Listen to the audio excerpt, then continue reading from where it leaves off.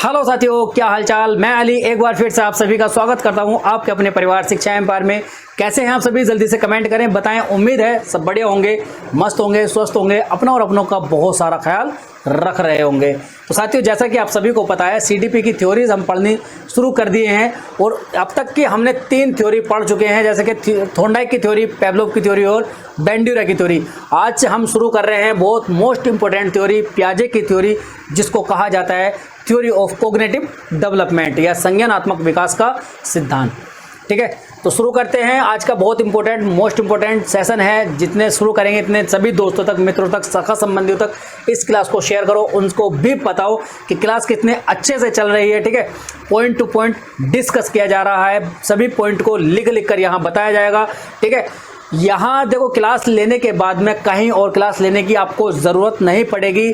आपके 30 में से 30 इसी क्लास से आ जाएंगे, बस बशर्ते पूरी ईमानदारी से क्लास लेना है और नोट्स बनाते रहना है। ठीक है, पॉइंट कोई नहीं छूटने वाला, कोई ऐसा क्वेश्चन नहीं होगा जो तुम्हें एग्जाम में नहीं हो पाए, क्योंकि कंटेंट पे पकड़ करनी है। ठीक है, क्या कंटेंट पे पकड़ करनी है। यहाँ लिखा है ना, देखो, सिर्फ पढ़ना नहीं समझना, यानी कि सिर्फ पढ़ाना नहीं है, साथ में समझाना भी है। चीज़ों को बहुत अच्छे से डिटेल में धीरे धीरे पढ़ते हुए चलेंगे और समझते हुए चलेंगे। कंटेंट पे अगर पकड़ अच्छी होगी, मान के चलो तुम्हारे कंटेंट पे अगर पकड़ अच्छी होगी, तो क्वेश्चन कैसे भी आ जाए, कितना भी घूम फिर के आ जाए, वो तुमसे नहीं छूटने वाला। ठीक है, वो क्वेश्चन तुमसे नहीं छूटने वाला। वो क्यों नहीं छूटने वाला?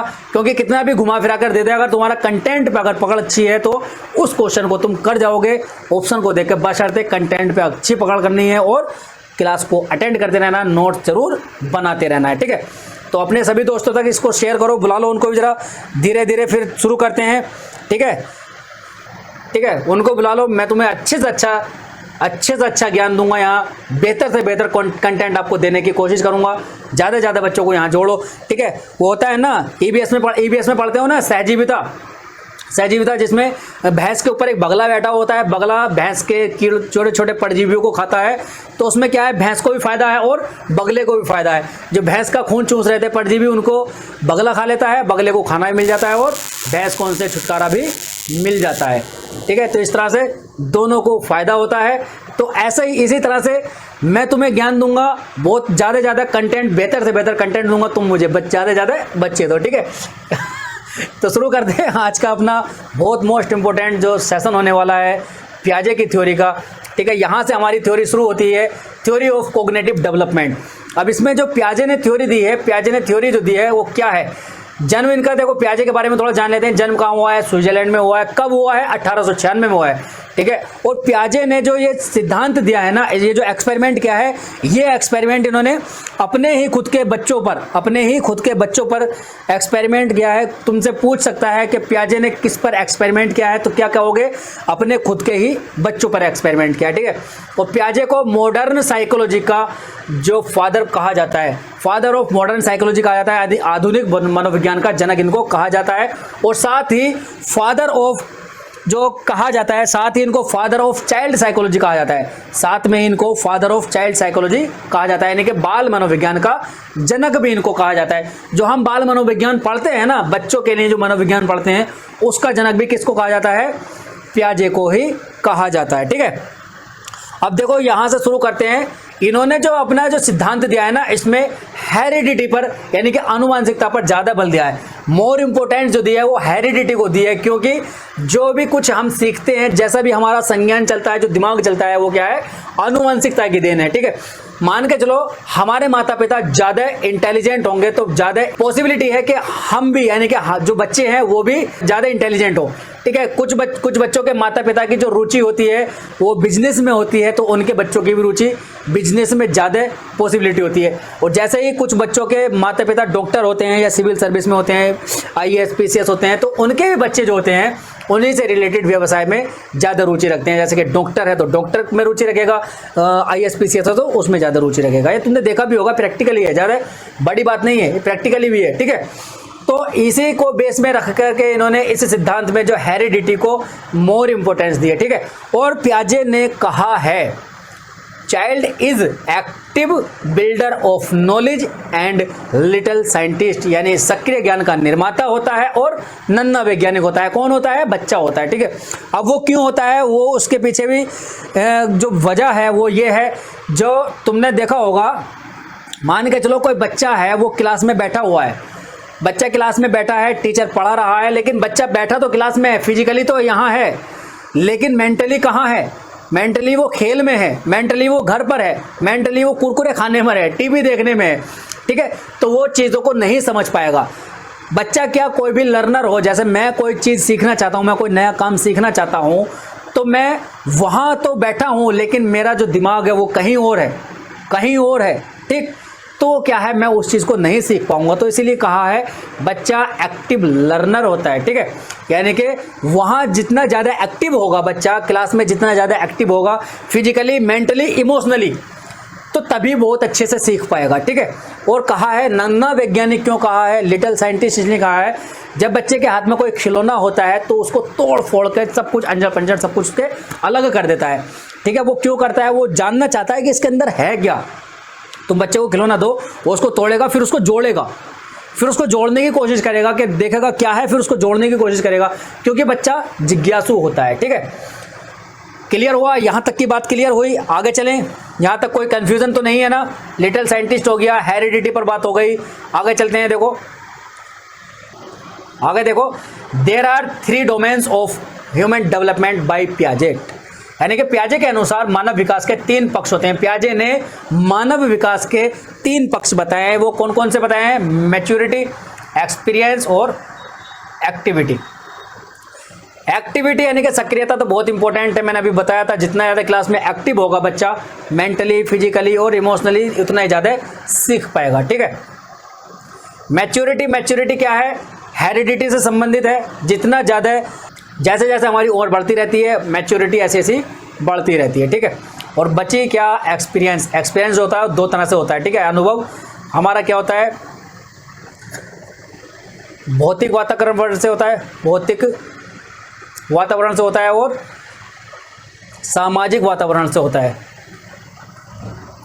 अब देखो, सामाजिक वातावरण जो होता है, इस पर जो है हमारे जो वाइगोत्स्की हैं उन्होंने ज़्यादा बल दिया है, लेकिन संबंधित हमारे पियाजे भी हैं। ध्यान रखना, कभी क्वेश्चन तुमसे पूछ ले कि सामाजिक वातावरण है, उससे संबंधित कौन नहीं है, तो तुम्हें पियाजे भी होगा, वाइगोत्स्की भी होगा, और भी नाम होंगे, तो वहाँ पियाजे मत लगा देना कि पियाजे संबंधित नहीं है, संबंधित है, लेकिन अधिक बल किसने दिया है? वाइगोत्स्की ने दिया है। याद रखना, जो समाज से हम अनुभव लेते हैं, समाज में रह करके जो अभी हम अनुभव लेते हैं, उसको भी यहाँ लिया गया है, और जो भौतिक वातावरण है उसको भी लिया गया है, ठीक है। भौतिक वातावरण जो हमारे सराउंडिंग्स, जो आसपास के सराउंडिंग्स है, उनसे जो चीज़ जो भी कुछ हम सीखते हैं वो क्या है? भौतिक वातावरण है, ठीक है। यहाँ तक क्लियर हो गया? अब देखो, मेन थ्योरी जो शुरू होती है, यहाँ पर शुरू होती है हमारी जो स्कीमा होता है, जो एसिमिलेशन होता है, जो भी हमारा एकोमोडेशन होता है, ठीक है। अब इन चीज़ों से जो अलग अलग पॉइंट बनते हैं वो कहाँ कहाँ से आते हैं? देखो, यहाँ देखो, सबसे पहली चीज़ होती है स्कीमा। क्या होती है? यहाँ कलर चेंज कर लेता हूँ थोड़ा सा मैं। ये क्या है? स्कीमा है।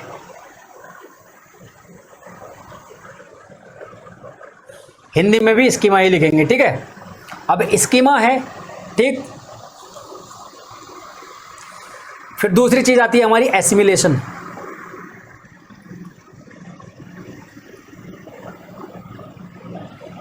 ठीक है। तीसरी चीज आती है हमारी एकोमोडेशन।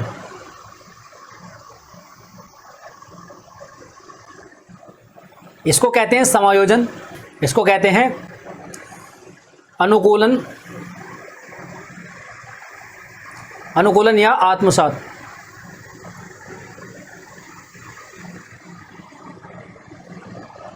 अब यहां देखो स्कीमा क्या होता है पता है? देखो स्कीमा क्या होता है, हमारा जो पूर्व ज्ञान है, जो हमारे दिमाग में पुरानी नॉलेज है ना, उसको स्कीमा कहते हैं। जैसे कि कोई चीज़ है, कोई ज्ञान हमारे अंदर है, हमारे हम जानते हैं, उसका हमारे दिमाग में छोटे छोटे पॉकेट्स होते हैं, छोटे, जैसा कि देखो पॉकेट्स बने हुए हैं ना, पिक्चर बने हुए हैं। यहाँ टीवी है, टीवी की पिक्चर हमारे दिमाग में छपी हुई है, ठीक है। अभी हमारे सामने टीवी आएगा तो एकदम से वो पिक्चर सामने आएगी कि हाँ ये टीवी है, उसका नाम याद आएगा। गिलास है, गिलास को देखते ही हमारा दिमाग में एकदम से बोलने लगा कि गिलास है, ठीक है। रिमोट है और सोफा है, डंबल है, गाड़ी है, बोतल है। अब बोतल बहुत से बच्चों के दिमाग, बहुत से लड़के होंगे और दिमाग में एकदम से आ जाएगा बोतल, कौन सी बोतल मैं नहीं बताऊंगा, ठीक है। तो एक चीज़ है, जिन चीज़ों को हम जानते हैं, पहले से जानते हैं, तो उनकी पिक्चर हमारे दिमाग में फिट होती है, ठीक है। अब ये तो हो गया स्कीमा, जिनके हमारे दिमाग में पहले से जिस जानकारी की पिक्चर छपी होती है उसको स्कीमा कहते हैं, यानी कि जो पूर्व ज्ञान होता है उसको स्कीमा बोल देते हैं। और एसिमिलेशन क्या है? जो एसिमिलेशन होता है नई जानकारी का जोड़ना, नई जानकारी का हमारे स्कीमा में जोड़ना, ठीक है। ये सब स्कीमा है, ठीक है। ये सब क्या है? ये स्कीमा है। ये सारी पिक्चर जो बनी हुई है स्कीमा है। अब इन्हीं के अंदर कोई एक पिक्चर ऐसी छप जाए जो कि तुम अब तक नहीं जानते, और कोई चीज़ देख करके उसको जान लो कि ये हाँ ठीक है, ये सही है, उसको उसकी पिक्चर भी तुम्हारे दिमाग में छप जाए, तो क्या है? अनुकूलन है, आत्मसात करते हैं। कोई चीज़ तुम नहीं जानते हो, कोई काम नहीं जानते, गाड़ी चलाना तुम नहीं जानते हो, ठीक है, या गाड़ी तुमने नहीं देखी है, गाड़ी तुमने कभी नहीं देखी, तुम किसी ऐसे गोले से आ गए हो, ठीक है, ऐसे गोले से तुम आ गए हो कि तुमने गाड़ी देखी नहीं। जैसे कि पीके है ना, पीके में जो आमिर खान आया था वो इस तरह के गोले से आया था कि वो यहाँ आकर के हर चीज़ को जो देख रहा था वो उसके लिए बिल्कुल नया था, और वो यहाँ आकर के चीज़ों को सीखा है, चीज़ों को उसने देखा है, तो यहाँ की जो चीज़ें हैं उसके भी दिमाग में वैसे के वैसे ही छप गई हैं। तो वो क्या हुआ? वो हुआ उसका आत्मसात करना या एसिमिलेशन होना, ठीक है। उसने चीज़ों को देखा, उसकी भी पिक्चर उसके दिमाग में छपने लगी। वो आया, उसने गाड़ी देखी, कार देखी, तो कार उसने पहले अपने गोले पे कभी नहीं देखी थी, तो यहाँ पृथ्वी पर आकर जो उसने कार देखी है, तो कार की जो पिक्चर उसके दिमाग में छप गई, वो क्या हो गया? एसिमिलेशन हो गया, उसका भी एक स्कीमा बन गया, ठीक है। यहाँ तक क्लियर हो गई? पुरानी जानकारी में नई जानकारी का ऐड होना, वो क्या है? एसिमिलेशन है, ठीक। अब आते हैं एकोमोडेशन। ये भ्रमित करता है, बहुत कंफ्यूज करता है ये। अब एकोमोडेशन क्या है? पुराने बने हुए स्कीमा में नई जानकारी के आने से बदलाव करना, पुराने बने हुए स्कीमा में नई जानकारी के आने से बदलाव करना, ठीक है, चेंज करना या बिल्कुल डिस्टर्बेंस हो जाना, वो क्या होता है? एकोमोडेशन होता है, समायोजन होता है। इसको मैं बहुत अच्छे से यहाँ समझा सकता हूँ। देखो आगे, यहाँ देखो, इसको कितने बच्चे जानते हैं? कितने बच्चे जानते हैं या सब पीके हैं इसके बारे में? ठीक है, बताओ जल्दी। सब पीके हैं या कुछ जानते हैं इसे कि क्या है ये? ठीक है, अब देखो, चलो सब, मैं तो सबको पीके मानूंगा कि पीके हो तुम, इसके बारे में तुम जानते ही नहीं हो, मैं मान के चलूंगा, ठीक है। ये है भैंस, मैं बताता हूँ, ठीक है, बुफेलो भैंस है, ठीक। अब यहाँ क्या है? देखो, एक औरत है, वो दूध लेने जाती है, डेली दूध लेने जाती है, लेकिन वो अपने बच्चे को नहीं लेकर जाती। एक दिन वो पहली बार अपने बच्चे को दूध लेने के लिए गई, ठीक है, बच्चे को साथ लेकर के दूध लेने गई। तो बच्चा जब वहाँ गया तो बच्चे ने देखा अजीब अजीब सी चीज़ें हैं, ठीक है। वो भी पीके की तरह था वहाँ पर खड़ा हुआ, वो भी वहाँ पीके की तरह था खड़ा हुआ, देख रहा था। तो उसने पूछा कि मम्मा ये क्या है? अब मम्मा से उसने पूछा ये क्या है, तो मम्मा बताती है, वो औरत बताती है कि बेटा ये क्या है? मेरे बच्चे, मेरे बेटे, मेरे लाल, मेरे पीले, मेरे नीले, ये क्या है? ये भैंस है। क्या है ये भैंस है। अब बच्चा सुन लेता है कि भैंस है। अब भैंस को सुनने के बाद में उसके दिमाग में इसकी पूरी पिक्चर छप जाती है, इसके दिमाग में पूरी पिक्चर छप जाती है कि 4 टांगे हैं, पूंछ है, रंग काला है यानी कि ब्लैक है, ठीक है, 2 सींग हैं, कान है, लंबा सा मुंह है और हाइट भी लगभग है, ठीक है। तो उसके दिमाग में ये पिक्चर छप गई, ठीक, कि ऐसी अगर चीज़ मुझे दिखेगी तो मैं क्या कहूँगा? भैंस है। अब यहाँ तक बात ख़त्म नहीं होती है, यहाँ से आगे वो अपने बच्चे को फिर टूर पर लेकर जाती है, यहाँ हरे हरे घासों में, हरे हरे क्षेत्र में, ठीक है, हरियाली में वो लेकर जाती है। तो उस बच्चे को फिर एक चीज़ और दिखती है, उस बच्चे को फिर एक और चीज़ दिखती है, वो इशारा करके कहता है, एक और चीज़ दिखती है, तो क्या कहता है? मम्मा देखो सफ़ेद भैंस। यहाँ जब उसको नई चीज़ दिखती है तो क्या कहता है कि मम्मा देखो सफ़ेद भैंस। अब वो उसकी मम्मा क्या है, उसको डांटेगी तो नहीं, क्योंकि बच्चा है, नई जानकारी लेना चाह रहा है, ठीक है। तो वो समझाएगी कि बेटा वहाँ जो देखी थी वो भैंस थी, लेकिन यहाँ सफ़ेद भैंस नहीं, ये गाय है। क्या है? ये गाय है। अब बच्चा एकदम से सटपटा जाता है, दिमाग ख़राब, एकदम से मन बुद्धि ख़राब, वो सोचता है कि कैसी पागल औरत है, कैसी पागल औरत है। वहाँ बताई थी, भैंस बताई थी। अब ये भी तो इतनी बड़ी है ना, इसकी भी 4 टांगे हैं, लंबा मुंह है, कान है, पूँछ है, हाइट भी लगभग है। तो वहाँ भूए भैंस क्यों थी और यहाँ गाय क्यों है? तो यहाँ क्या है? डिस्टरबेंस हुआ। पुराने बने हुए स्कीमा में नई जानकारी के आने से डिस्टरबेंस हुआ। क्या हुआ? डिस्टरबेंस हुआ, यानी कि एकदम से झंझनाहट सी हुई। ठीक है, एकदम से झंझनाहट सी हुई कि पहले क्या थी? पहले भैंस थी, अब यहाँ गाय क्यों है?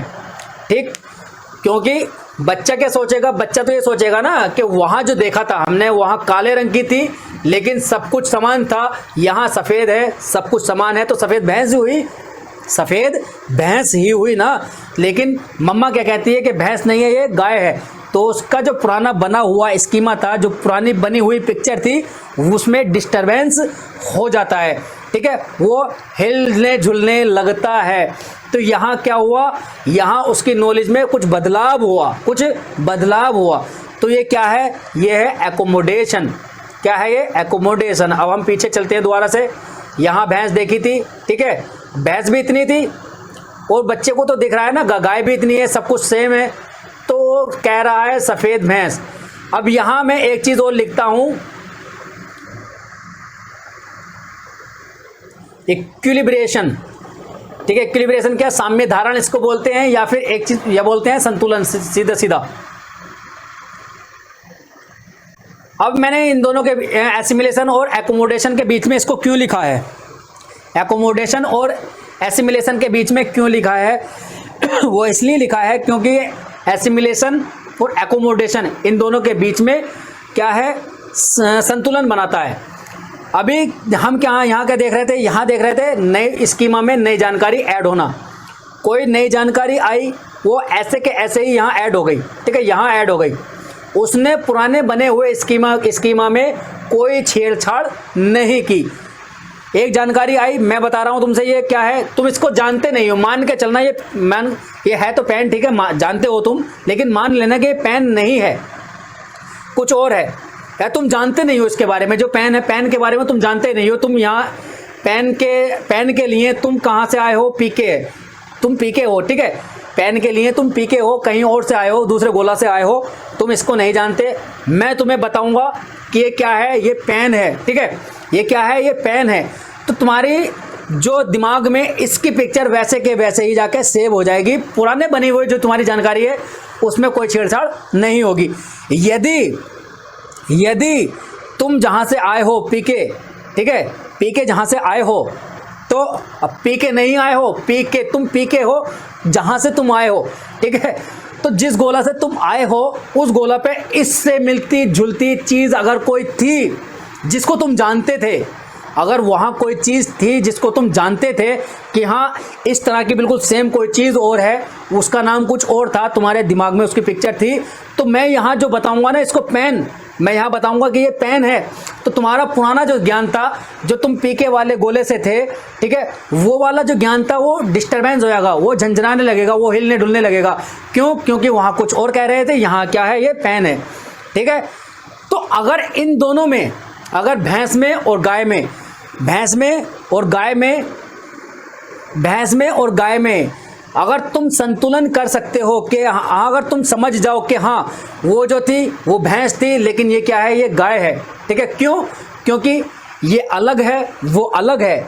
अगर तुम समझ जाओ कि बच्चा अगर समझ जाता है कि वो भैंस थी, ये गाय है, दोनों में संतुलन बनाने लगे, दोनों का एक दूसरे में मिलाए नहीं कि भैंस और गाय एक ही चीज़ है, अगर दोनों को ना मिलाए तो वो होता है संतुलन। ठीक है, दोनों के बीच में संतुलन बनाना वो होता है संतुलन। कोई कंफ्यूजन, कोई दुख दर्द तकलीफ बताओ जल्दी से।